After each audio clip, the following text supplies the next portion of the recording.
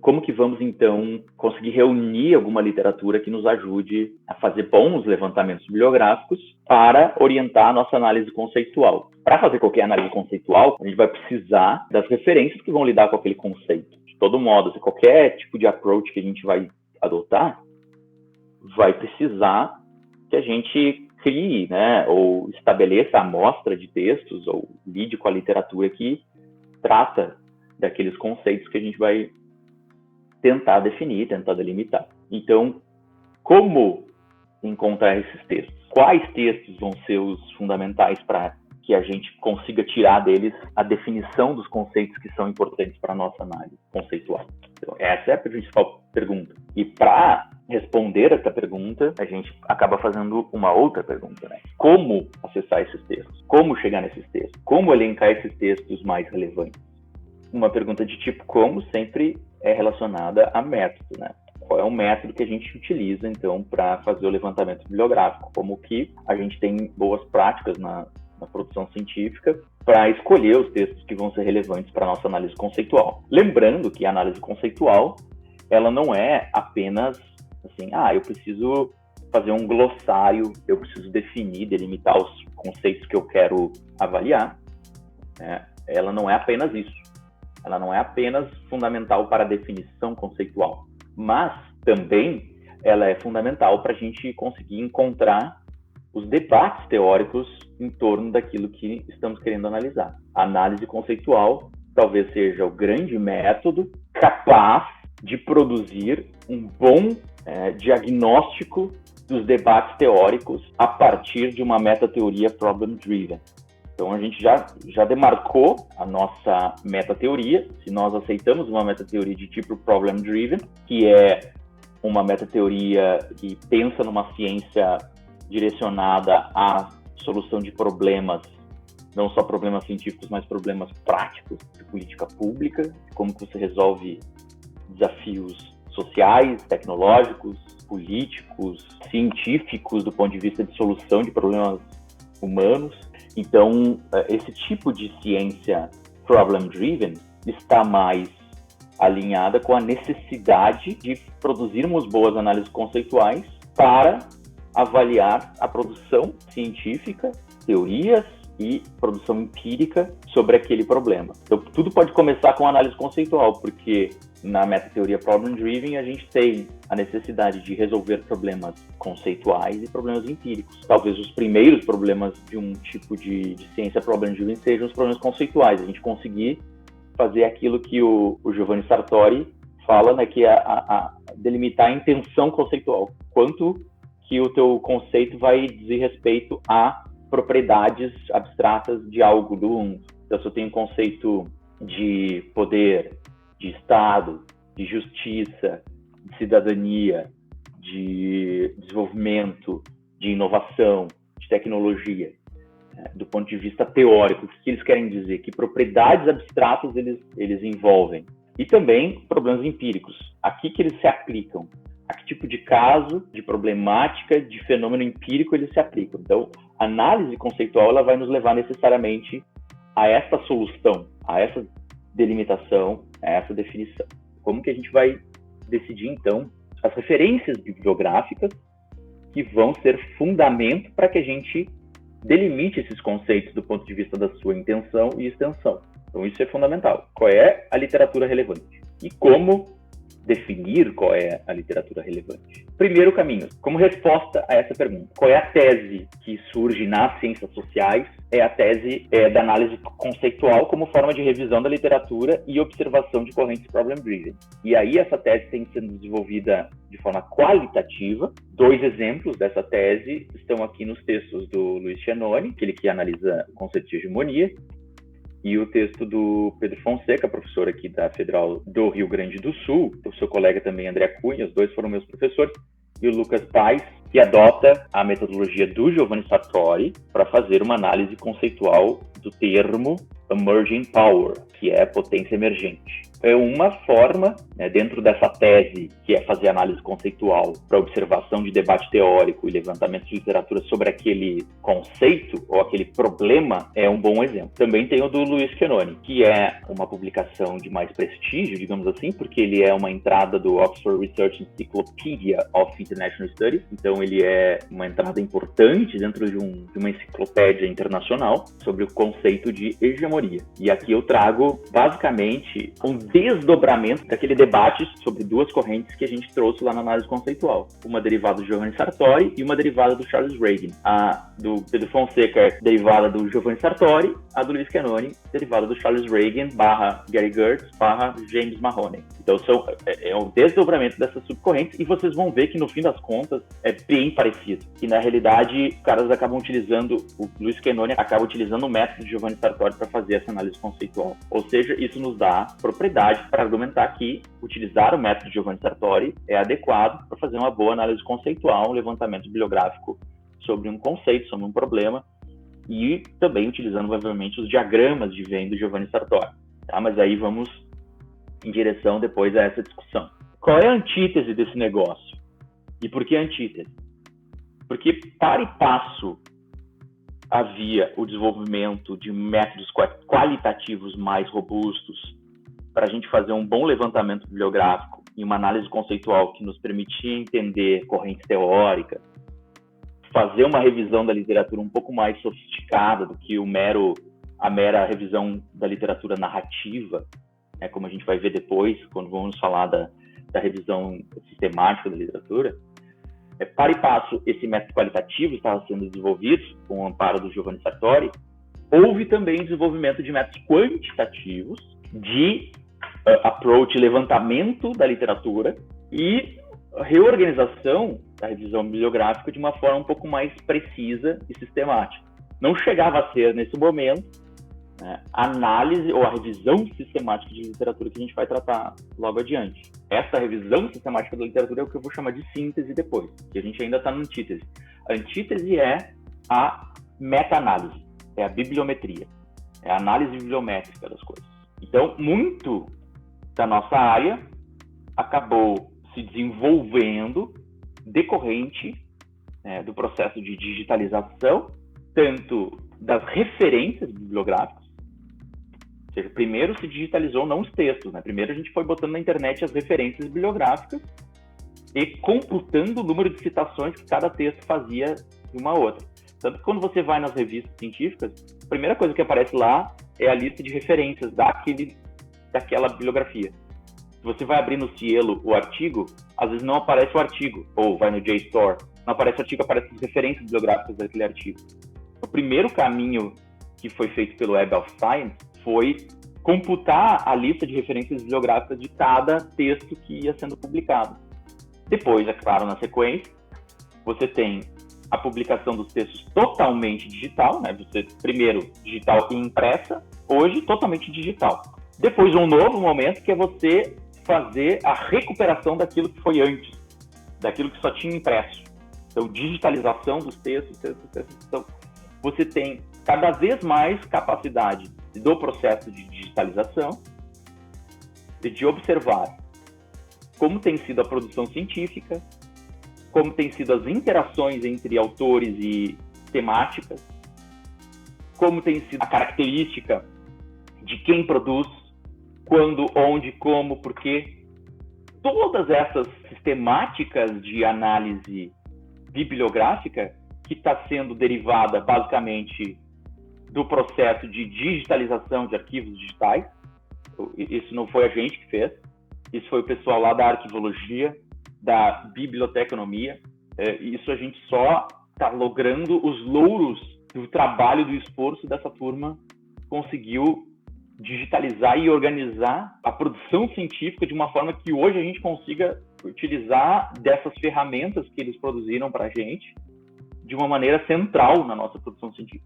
Então, os méritos são todos tanto da computação, né, dos sistemas de computação, dos sistemas de rede e das formas de organização de arquivos digitais derivadas, né, da área de conhecimento de arquivologia, biblioteconomia e aí por diante. Todo esse processo produziu um sistema de informações digitalizado, informatizado e integrado em redes internacionais, globais, em que a gente consegue acessar esses bancos de dados e entender, dentro de toda essa literatura que trata sobre um conceito XYZ, o conceito de poder, colonialidade, sociedade, de mídia, de política externa, de genocídio, a gente consegue processar a coleta de informações sobre quem está produzindo aquilo, em quais áreas, em quais textos, em quais periódicos científicos.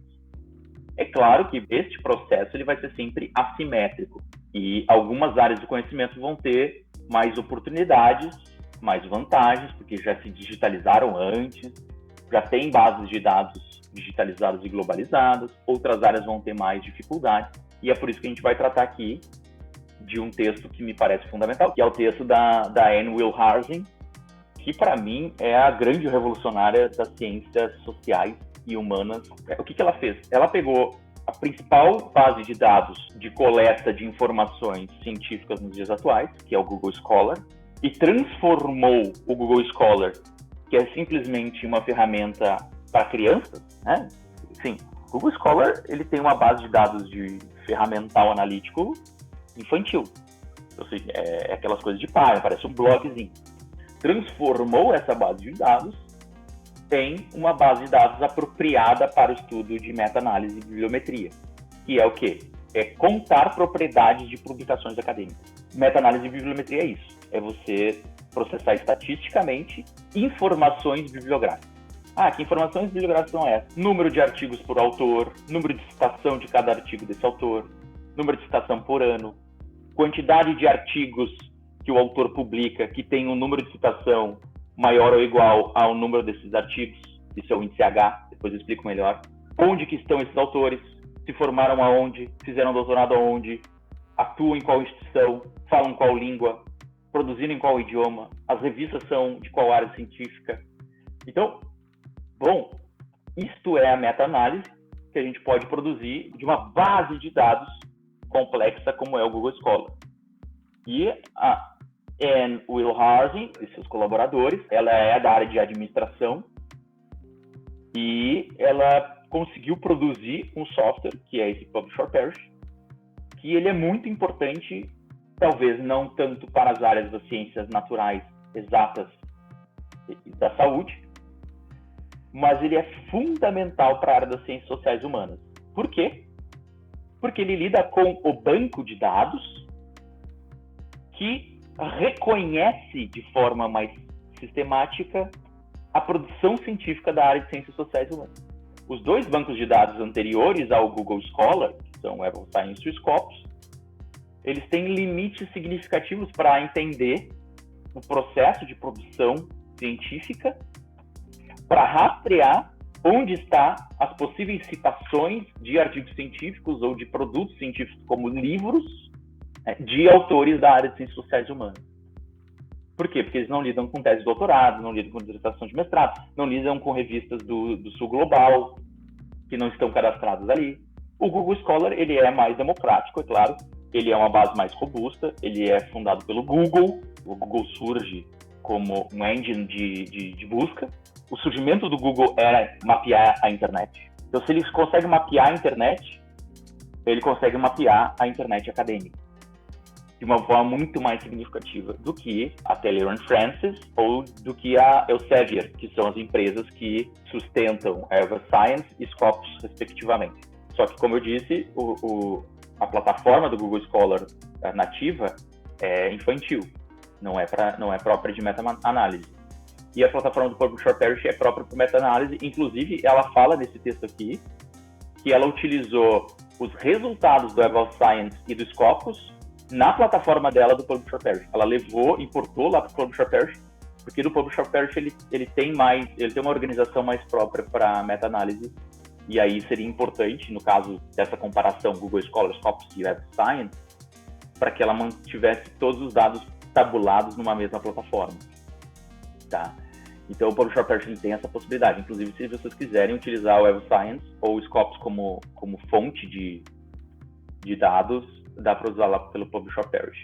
Mas o diferencial é o Google Scholar. Não tem nenhuma outra plataforma que tenha tamanha sofisticação para lidar com o Google Scholar, né, além do Publish or Perish.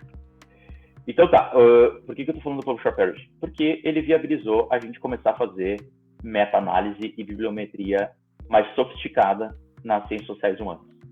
E aí foi chovendo meta-análise e bibliometria na nossa área. O que é muito importante, sabe? A gente começou a fazer, de forma mais significativa, um mapeamento estatístico da nossa disciplina. Então eu coloquei para vocês 2 textos, que são os textos do Mathis Lohaus e Wiebke Vermeer Vogler. Algo desse tipo. Esses autores, então, vão tratar deste mapeamento, né, estatístico, quantitativo. Tem elementos qualitativos, porque algumas variáveis são categóricas, do tipo assim, né, origem dos autores, onde que estudaram. Mas do ponto de vista sistemática da análise é de grande escala, né? Comparações enormes. Então ele tem um tipo de métrica de meta-análise mais quantitativista. E esse texto do Marcelo de Almeida Medeiros, que é uma parceria da Universidade da Paraíba e a Universidade de Sergipe, né, lá na RBPI, que é o campo de Relações Internacionais da América do Sul, vai analisar produção científica, né? Os dois vão analisar a produção científica, uma na perspectiva global, outra na perspectiva sul-americana. Os dois aí, meta-análise. Eu tive também um texto que foi publicado na revista Monções, que foi derivado do TCC, Trabalho de Conclusão de Curso, da nossa ex-estudante aqui, a Josiele Decol, que também lida um pouco com isso. A gente faz uma meta-análise bem rudimentar. É uma meta-análise mais qualitativa, mas também sem uma análise de conteúdo.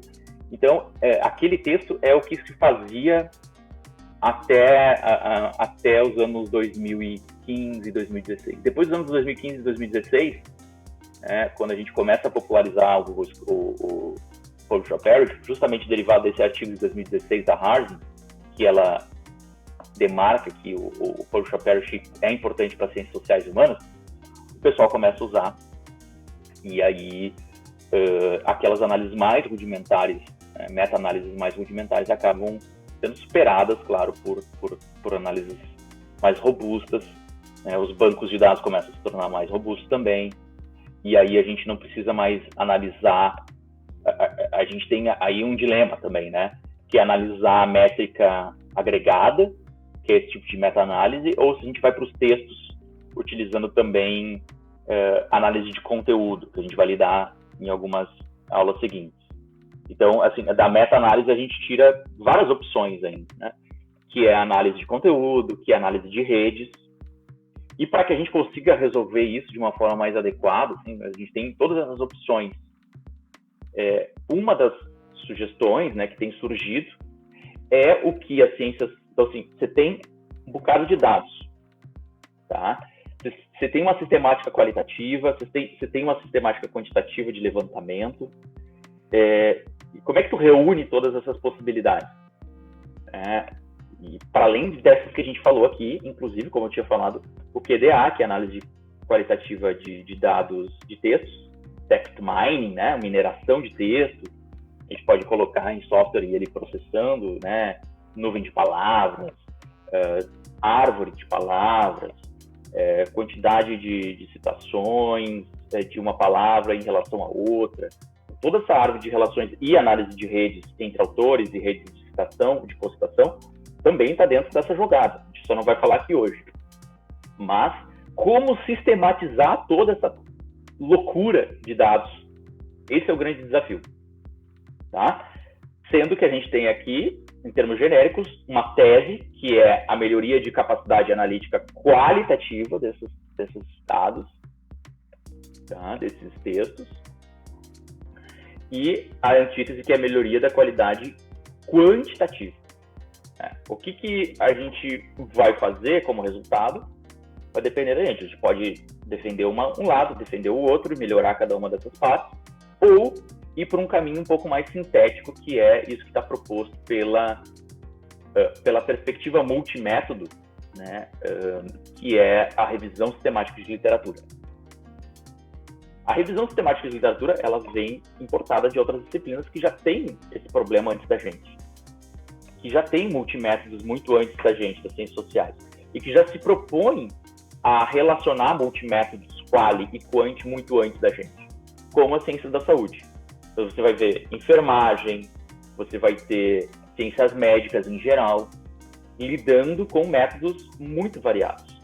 Métodos de análise clínica, métodos de análise de entrevista, métodos de análise quantitativa de bancos de dados. Como é que você organiza a literatura publicada sobre tal tema, você organiza os diferentes métodos que estão ali presentes também e vê na nossa revisão da literatura o que importa para a gente, o que a gente quer responder. Se a gente quer responder, qual é a dispersão geográfica de um tema das relações internacionais sendo estudado ao redor do mundo, a gente vai ter um tipo de research design, a gente vai ter um desenho de pesquisa diferente. Se a gente quer estudar, o quanto que partidos políticos XYZ afetam política externa, a gente vai ter um outro tipo de research design. Sendo que a revisão sistemática da literatura, ela está muito próxima dessa meta-teoria que a gente já estava discutindo e adotando aqui, que é a ideia de problem-driven. Porque ela coloca dentro do processo de construção da revisão da literatura, ou de se preocupar com tal literatura, a importância dos stakeholders, que é para quem que o nosso texto está sendo direcionado. Quais são os atores relevantes dentro dessa área de estudos? Então, isso é muito interessante. Isso tem sido feito, obviamente, na área da saúde. Então, você está na hora de organizar um levantamento, por exemplo, revisão sistemática da literatura sobre Covid. O que a gente já tratou sobre coronavírus no mundo? A quantidade de papers de pesquisa que já foram publicadas sobre o coronavírus antes do 19 e pós-19. A quantidade de literatura que foi tratada sobre vacinas anti-Covid ao redor do mundo. Você tem um banco de dados imenso. Ou, outro lado, a quantidade de literatura que já lidou sobre o uso de antiprotozoário, como é o caso da cloroquina, como antiviral. Quantidade de literatura que já tratou disso.